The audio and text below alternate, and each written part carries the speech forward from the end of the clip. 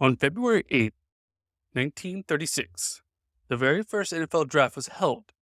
Today, it's a 3-day event that travels across the country to different locations every year. It is in the national spotlight.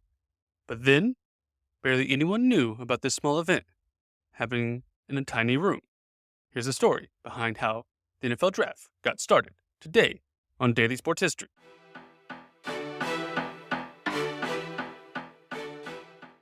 Welcome to Daily Sports History. I'm Ethan Reese, your guide to a rapid deep dive into sports history every day.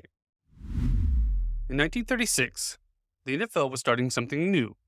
They were going to hold their first draft for amateur players, an idea that was proposed by then owner and head coach of the Philadelphia Eagles, Bert Bell.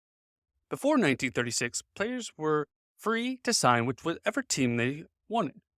This left teams like the Eagles with very few resources available to track the best players, and very hard to have parity in the league, as the more money you had, the better players you could get. So at the 1935 league meeting, Bell proposed holding an annual player draft, with the order being a reverse of the previous year's standings. This would give teams with fewer resources a chance for the best players, and would remain financially viable. The rest of the league agreed, and very quickly, they got the first draft ready. It was to be held at the Ritz-Carlton in Philadelphia, and it was somewhat underwhelming by today's standards. There was a pool of 90 players of which teams could select from, and the draft lasted for 9 rounds. It was not covered by the media, and the eligible players were actually written out on a blackboard. Ironically enough, Bell pitched this idea that would make him have the first pick in the draft, and they picked Jay Wagner as the first ever pick in an NFL draft. This would make the Eagles' first Heisman Trophy winner on the team, as they failed to negotiate a contract with any other Heisman Trophy winner. Then, the Philadelphia Eagles would trade the pick to the Bears, and Wagner opted for a career in rubber sales rather than football. Of the 81 players selected in the first NFL draft, only 24 of them signed a contract. A vast difference from today. 99% of the players drafted either sign a contract or participate in training camp for the teams, just to show a significant change in how it's done today. Now each team has a scouting department that looks out over every player that could possibly be drafted and has heights, weights, and stats on every player that they could possibly pick in the now 7 rounds of the draft. The draft has changed the number of rounds as the number of teams have increased.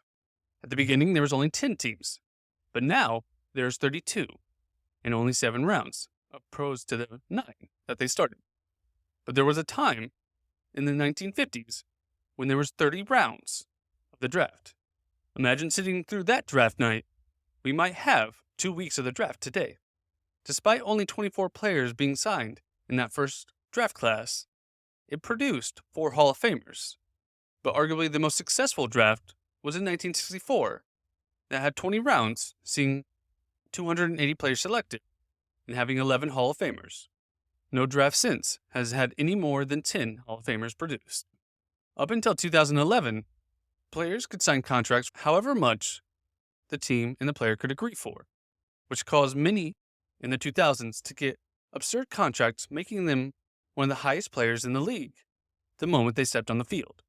Now, there's a rookie wage scale that allows teams to pay rookies less at the beginning of their career, but more as they continue to have success in the league.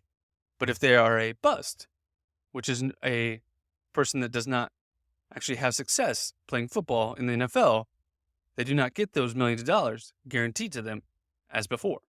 Now, the location of the draft changes each year, going to different NFL team cities. The first 15 were held in Philadelphia, but then New York City held it from 1965 to 2014, when they started to roll out having the draft at different locations. Other leagues have also adapted a draft. Each one does it a little differently, as they have different rules for the ages they can participate in and the different contracts they can give them. but the draft in any sport has become a staple. It's helped the leagues grow year after year. Thank you for listening to today's Daily Sports History. If you like this, please follow us on our social medias.